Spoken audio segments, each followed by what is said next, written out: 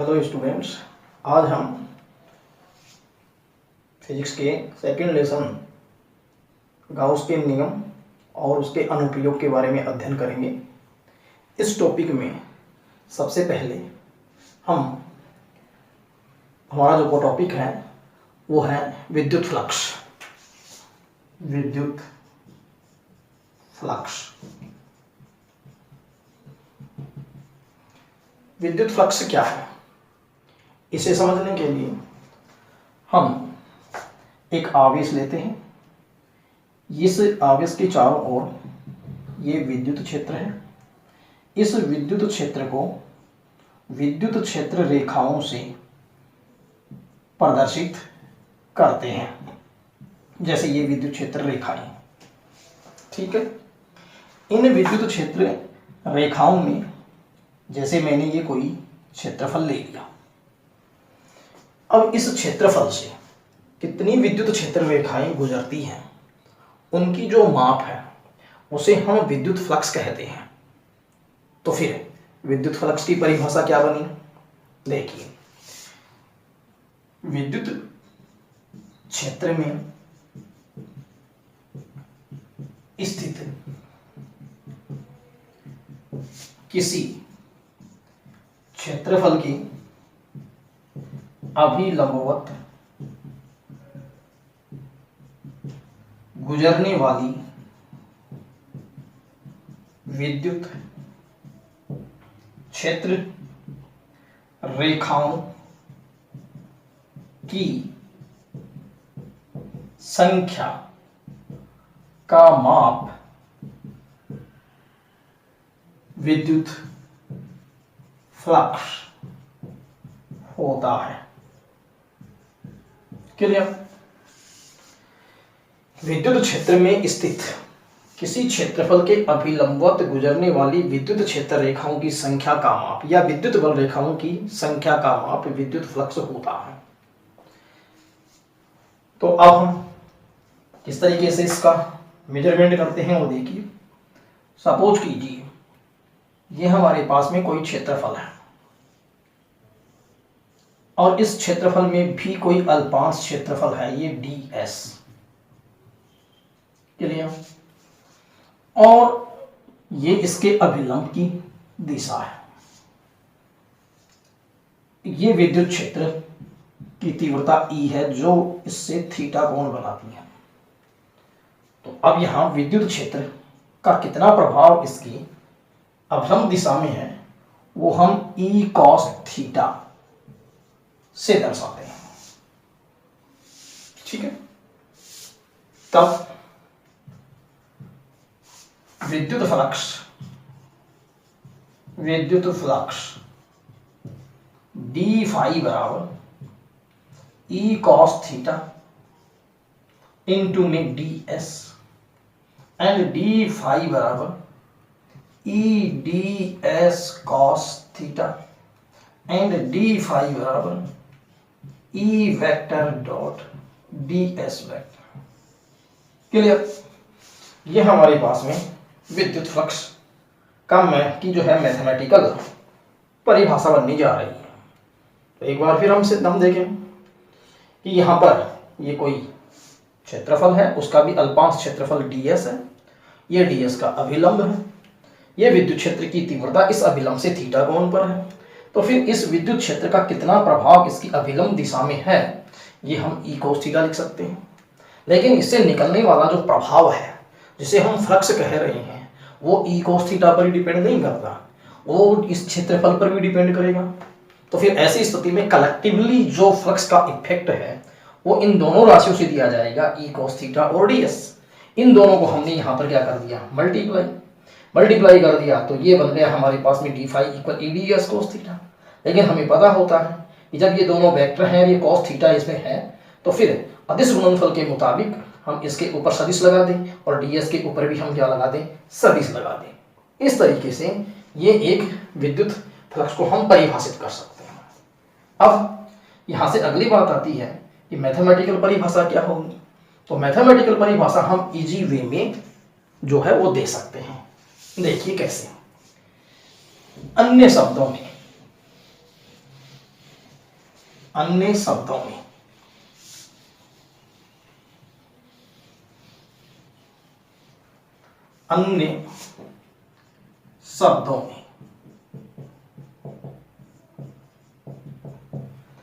ये क्या है? विद्युत क्षेत्र की तीव्रता।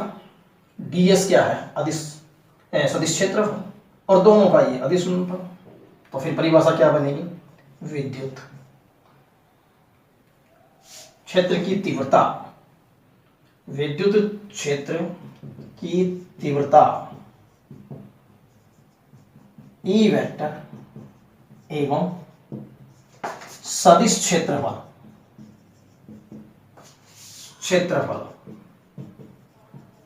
ds वेक्टर का कौन सा गुणनफल?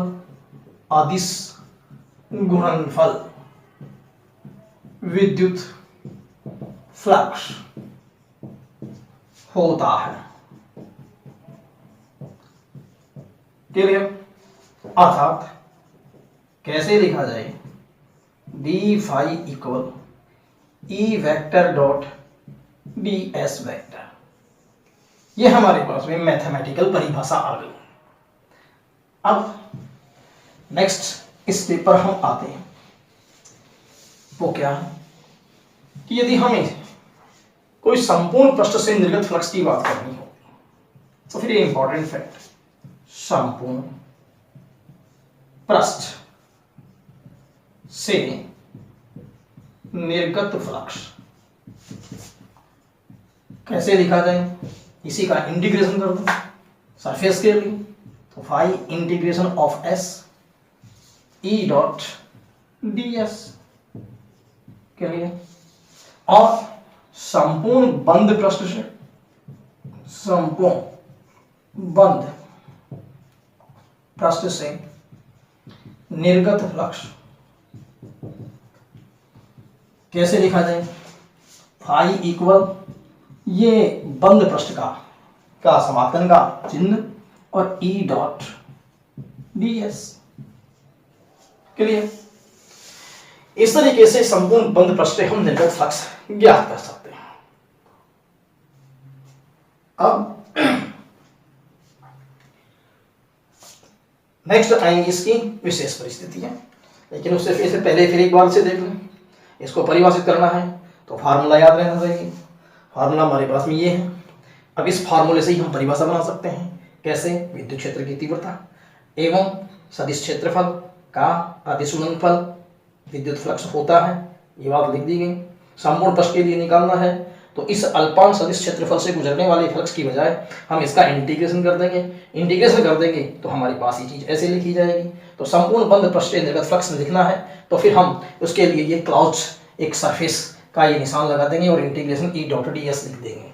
इस तरीके से ये जो है वो फ्लक्स आ गया। क्लियर?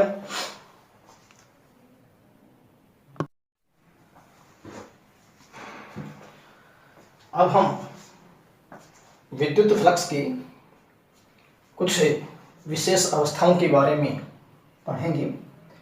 तो विशेष अवस्थाएं क्या हैं वो देखिए।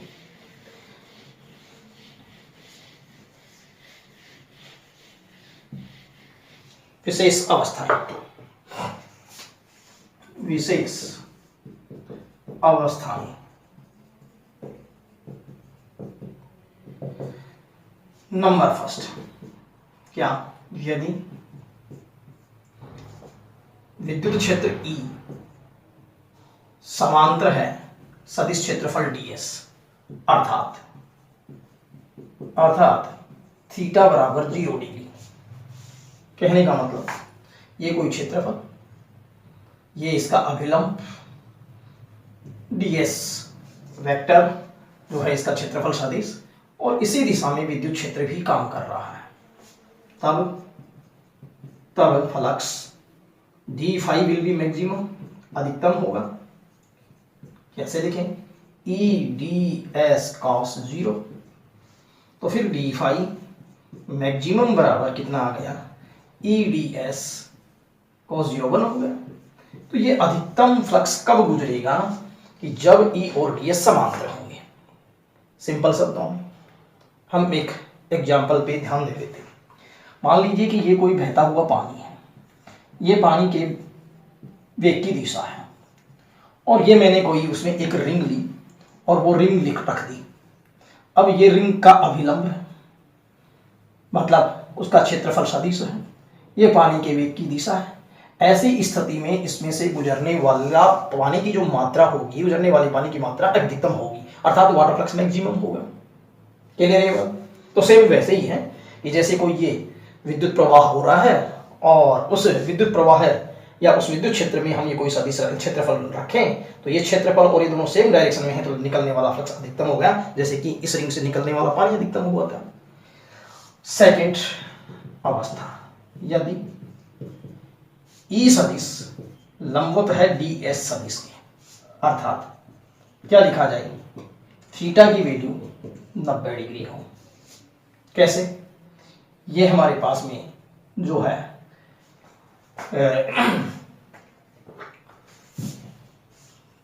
कोई क्षेत्रफल, ये क्षेत्रफल का अभिलंब और ये विद्युत क्षेत्र की तीव्रता ई वेक्टर, तब कैसे लिखेंगे? तब लिखेंगे D phi equal E D S cos 90, और कॉस 90 की वैल्यू 0 होती है, तो डी फाई फ्लक्स का मान कितना हो गया? 0। इसे भी हम समझ सकते हैं।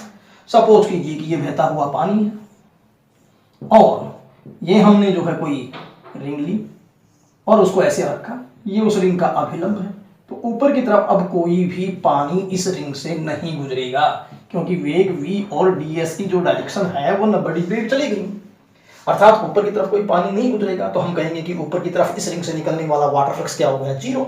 तो इन सिमिलरली हम यहाँ भी ये कह सकते हैं कि विद्युत फ्लक्स भी क्या हो गया? 0। तो कितनी कंडीशन हो गई? 2। एक बार फिर से रिपीट कर लें कि विद्युत क्षेत्र और यदि एरिया वेक्टर या सदिश क्षेत्रफल दोनों एक ही दिशा में हैं, तब ऐसी स्थिति में उसमें से निकलने वाला विद्युत का प्रभाव या विद्युत फ्लक्स जो है वो अधिकतम होता है। यदि दोनों एक दूसरे के लंबवत हैं, तब थीटा की वैल्यू 90 डिग्री, तो फार्मूले के अनुसार डी फाई की वैल्यू क्या हो जाएगी? 0। इस स्थिति में कोई फ्लक्स नहीं गुजरेगा। अब नंबर तीसरी बात पे आते हैं। थर्ड कंडीशन क्या है वो देखिए। नंबर थर्ड, यदि विद्युत क्षेत्र की तीव्रता E वेक्टर एवं ds वेक्टर प्रति समांतर हो, तब हम यहां कह सकते हैं, अर्थात थीटा की वैल्यू कितनी हो गई? 180 डिग्री, और 180 डिग्री हो गई, तब डी फाई बराबर ई डी एस कॉस 180। इस अवस्था में डी फाई की value minus E D S आ जाएगी। ये हमारे पास में तीसरी कंडीशन। तो इसको कैसे देखें कि ये हमारे पास में कोई जो है क्षेत्रफल, ये उसका क्षेत्रफल का सदिश, और ये डायरेक्शन हम जो है विद्युत क्षेत्र की दिखाएं। अब थीटा की वैल्यू कितनी हुई दोनों के बीच? 180 डिग्री, तब ये फ्लक्स जो है वो नेगेटिव कहा जाएगा। तीसरी कंडीशन ये आ गई। तो फिर हम यहाँ कुछ इंपॉर्टेंट फैक्ट्स निकालते हैं। वो क्या? यदि थीटा की वैल्यू 0 से ज्यादा और 90 से कम, तब फ्लक्स डी फाई ये क्या हो जाएगा? पॉजिटिव। क्लियर? नंबर सेकंड, यदि थीटा की वैल्यू 90 से ज्यादा और 180 से कम हो, तब फ्लक्स का मान डी फाई क्या हो जाएगा? नेगेटिव। क्लियर? तो ये हो गई तीनों अवस्था है फ्लक्स की। तो एक बार फिर से देख लें कि प्रति समांतर है ई एवं डी एस इस तरीके से, तब उस केस में थीटा की वैल्यू 180 डिग्री, तो फॉर्मूले के अनुसार निकलने वाला फ्लक्स क्या हो जाएगा? नेगेटिव। ऐसी स्थिति के अंदर हम ये कह सकते हैं कि फ्लक्स इस कंडीशन के तहत क्या रहेगा? पॉजिटिव। और थीटा की वैल्यू 90 और 180 डिग्री के बीच हो, तब ये फ्लक्स कैसा रहेगा? नेगेटिव। ठीक है। विशेष अवस्थाओं के बाद में अगली वाली बात हम और ध्यान दें, तो वो क्या है देखिए।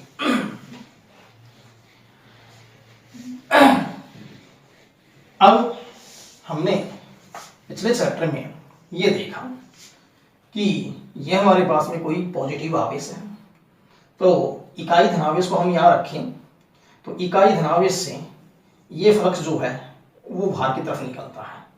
ये देखिए विद्युत क्षेत्र की रेखाएं वो बाहर की तरफ होंगी इस तरीके से, ठीक है। क्योंकि एक कूलाम आवेश यदि हम किसी दिए गए आवेश के विद्युत क्षेत्र में रखें तो वो एक कूलाम आवेश प्रतिकर्षण के कारण कुछ जो है हमारे पास में इस तरह के पथ प्राप्त होंगे और इन पथों को जो है हम विद्युत क्षेत्र रेखाएं कहेंगे। तो अब ऐसी स्थिति में हम ये कह सकते हैं कि मैं यदि ये कोई प्रश्न मान लूं, ठीक, तो ये प्रश्न मान ली जाती है तो अब ये विद्युत क्षेत्र रेखाएं गुजर रही है कि नहीं गुजर रही? गुजर रही हैं। तो ऐसी स्थिति के अंदर ये जो बाहर की तरफ जाने वाला फ्लक्स है, क्योंकि अब इसमें कंसेप्ट काम करेगी, क्योंकि विद्युत क्षेत्र की तीव्रता की तरह है आगे की तरफ, मैं यहाँ ds ले लूँ और ds की डायरेक्शन भी किधर हो गई? आगे की तरफ। इसका मतलब थीटा की वैल्यू कितनी हो गई? 0 डिग्री। और d फाई निकालेंगे तो ये मैक्सिमम होगा, और ये मैक्सिमम होगा तो EDS cos 0 this is equal to EDS। तो फिर ये हमारे पास में पॉजिटिव ही हुआ। तो हम सीधे सीधे शब्दों में ये आए कि यदि हमारे पास में जो है किसी पृष्ठ से यदि फ्लक्स गुजरे तो वो फ्लक्स तो होता है धनात्मक, लेकिन यदि मैं यहाँ नेगेटिव चिन्ह ले लेता, चार्ज ले लेता, तो ऐसी स्थिति में ये पथ या विद्युत क्षेत्र रेखाएं जो होती इनवर्स, तब हमारे पास में यही फ्लक्स कैसे आता? तो फिर पृष्ठ का अभिलंब तो ये और विद्युत क्षेत्र किधर हो गया? इधर, तो 180 डिग्री या कोण हो गया। तब ऐसी स्थिति में जो डी फाई की वैल्यू आती वो माइनस EDS आती। तो फिर हम ये कह सकते हैं कि पृष्ठ के अंदर जाने वाला फ्लक्स कैसा हो गया? ऋणात्मक, और फ्लक्स से बाहर जाने वाला फ्लक्स कैसा हो गया? धनात्मक। तो ये चीज हम इन विद्युत क्षेत्र रेखाएं किसी दिए गए आवेश के कारण किस प्रकार से हैं उस बेस पर हम इसको समझ सकते हैं। तो फिर क्या सार निकला वो आप नोट कर सकते हैं। वो क्या है? देखिए, नंबर फर्स्ट, किसी पृष्ठ से निर्गत फ्लक्स धनात्मक एवं पृष्ठ के अंदर जाने वाला फ्लक्स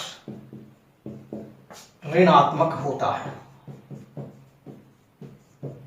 क्लियर? कैसे?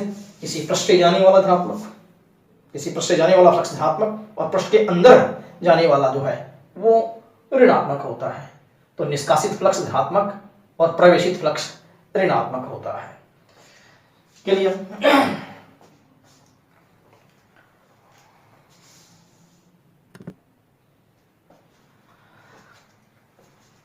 अब इसके पश्चात विद्युत फ्लक्स का मात्रक, विद्युत फ्लक्स का मात्रक कैसे लिखेंगे?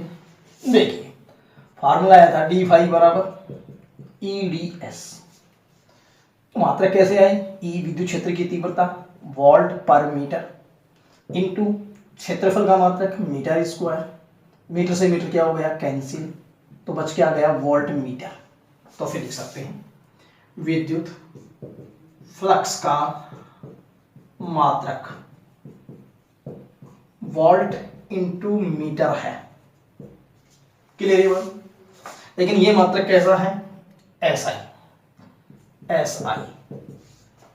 लेकिन CGS मात्रक, विद्युत फ्लक्स का CGS मात्रक, तो फिर CGS मात्रक क्या होगा? Volt state volt meter centimetre. तो ये होगा स्टेट वोल्ट सेंटीमीटर। अब विद्युत फ्लक्स का विमीय सूत्र, विद्युत फ्लक्स का विमीय सूत्र कैसे लिखें? वोल्ट होता है जूल पर coulomb into metre, joule energy है, ऊर्जा है, ऊर्जा का विमीय सूत्र होता है M1 L2 T-2 into metre है तो length, coulomb AT, ampere into time. चलिए, तो अब इकट्ठा कर लें। M कितनी बार आया? 1 बार, L 2 और 1 ये 3 बार, L 3 बार, T ऊपर और जाएगा 1 तो -2 पहले से थे, -1 और हो गया -3 बार, A ऊपर जाएगा तो 1 बार -1। ये तुम्हारे पास में हो गया M1 L3 T-3 और A-1, ये हो गया विमीय सूत्र। क्लियर। अब मात्रक हो गया, एक SI, एक कैसा CGS, वोल्ट का स्टेट वोल्ट, मीटर का सेंटीमीटर, और ये विद्युत फ्लक्स का विमीय सूत्र ये हो गया। अदिश गुणनफल जो आता है हमारे पास में, अदिश गुणनफल होता है, इसी फ्लक्स आता है, इसलिए ये एक अदिश राशि है। तो फिर विद्युत जो फ्लक्स है वो एक अदिश राशि है। विद्युत फ्लक्स एक अदिश राशि है। विद्युत फ्लक्स एक अदिश राशि है, ठीक है। इस तरीके से ये हम फ्लक्स के बारे में विमीय सूत्र और मात्रक लिख सकते हैं। अब देखिएगा विद्युत फ्लक्स से संबंधित कुछ उदाहरण, जिनमें से पहला उदाहरण हम देते हैं 2.1 का। क्या कहता है उदाहरण? एक विद्युत क्षेत्र है, विद्युत क्षेत्र ई वेक्टर बराबर 200 I cap plus 300 J cap volt पर मीटर एवं क्षेत्रफल ds वेक्टर दे रखा है 5 × 10⁻³ मीटर स्क्वायर। फ्लक्स ज्ञात करना है, फ्लक्स d फाई ज्ञात करना है। चलिए, फॉर्मूला होता है d फाई बराबर ई वेक्टर डॉट ds वेक्टर। तो d फाई इक्वल ई की वैल्यू पुट कर दें 200 I cap plus 300 J cap dot ds का मान 5 × 10⁻³ J कैप और है यहाँ J cap metre square, J cap multiply करें d फाई बराबर कितना आ जाएगा 200 I cap dot 5 × 10⁻³ J cap plus 300 J cap dot 5 × 10⁻³ J cap. यहाँ देखेंगे I डॉट J 0 होता है, तो फिर ये टर्म कितनी बन गई 0, प्लस J डॉट J 1 होता है, तो फिर ये हो गई 1500 × 10⁻³ वोल्ट मीटर, ये मात्रक। और इसको हम ऐसे लिख सकते हैं 1500 बटे में 1000 cancel out equal 1.5 volt meter. ये फ्लक्स हो गया। इसका मतलब यदि हमें अदिश गुणनफल आता है तो हम इस न्यूमेरिकल प्रॉब्लम को सॉल्व कर सकते हैं। वेरी इजी है। ई और ds का सिर्फ डॉट वेक्टर करना है और डॉट वेक्टर इस तरीके से किया जाता है। हाँ, I डॉट J जो है वो 0 हो गया, इसलिए ये स्टेप 0 बन गई। J डॉट J 1 होता है, इसको इससे गुणा करेंगे तो ये टर्म आएगी, इसको हम इस तरीके से कैंसिल आउट करें तो 1.5 वोल्ट मीटर आ जाएगा। क्लियर? ये तो हुआ एग्जाम्पल 2.1, इसे आप नोट कर सकते हैं। अब एग्जाम्पल लेते हैं 2.2।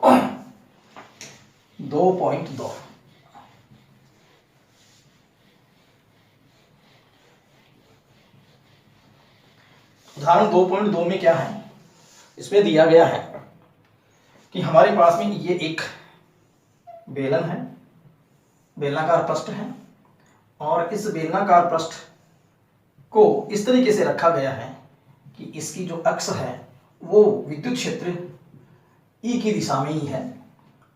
ठीक है।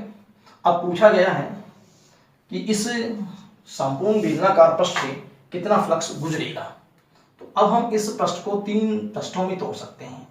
एक तो ये पृष्ठ हमारे पास में दिस इज S1, एक यहाँ पर मैं ये एक कोई अल्पांश ले लूँ, ये हमारे पास में ds वेक्टर और ये ई वेक्टर, ये पृष्ठ S2, और इन सिमिलर वे यहाँ ये पृष्ठ S3 ले ली हमने वृत्ताकार, और ये ई वेक्टर की डायरेक्शन जो है वो इस डायरेक्शन में है एक्सिस के अनुदिश, और ये तुम्हारा जो है वो ds वेक्टर, ये पृष्ठ S3। तो फिर फ्लक्स टोटल कैसे निकालें? संपूर्ण बेलनाकार पृष्ठ से निर्गत फ्लक्स कैसे आएगा? देखिए फाई बराबर पहले S1 पृष्ठ के लिए E डॉट ds का इंटीग्रेशन, फिर S2 पृष्ठ के लिए E डॉट ds का इंटीग्रेशन, फिर S3 पृष्ठ के लिए E डॉट ds का इंटीग्रेशन। लेकिन अब यहाँ हम S1 पृष्ठ की बात करें तो विद्युत क्षेत्र और ds वेक्टर दोनों एक ही डायरेक्शन में हैं, तो फिर यहाँ हम लिख सकते हैं integration for S1 E ds cos 0, क्योंकि E और ds के बीच में कोण कितना है? 0 डिग्री, प्लस इस पृष्ठ के लिए E और ds के बीच में कितने का कोण है? 90 डिग्री का। तो यहाँ हम लिख सकते हैं S2 E ds cos 90।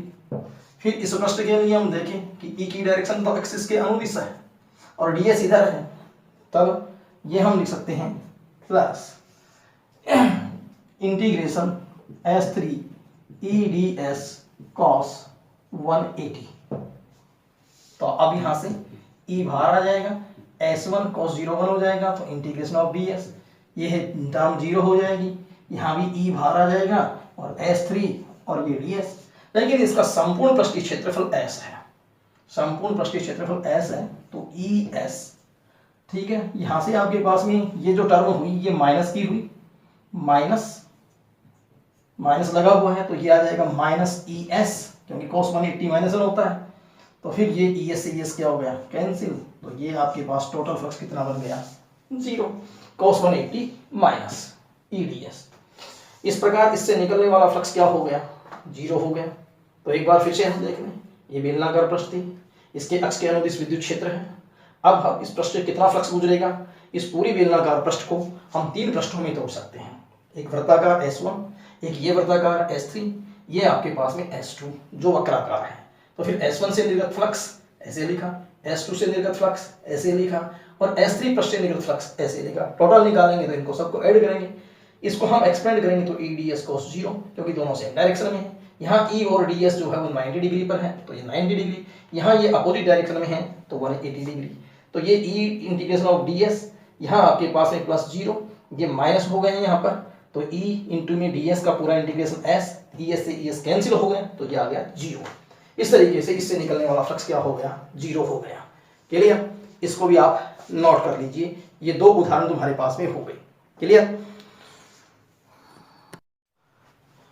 अब देखिएगा विद्युत फ्लक्स से संबंधित कुछ उदाहरण, जिनमें से पहला उदाहरण हम लेते हैं 2.1 का। क्या कहता है?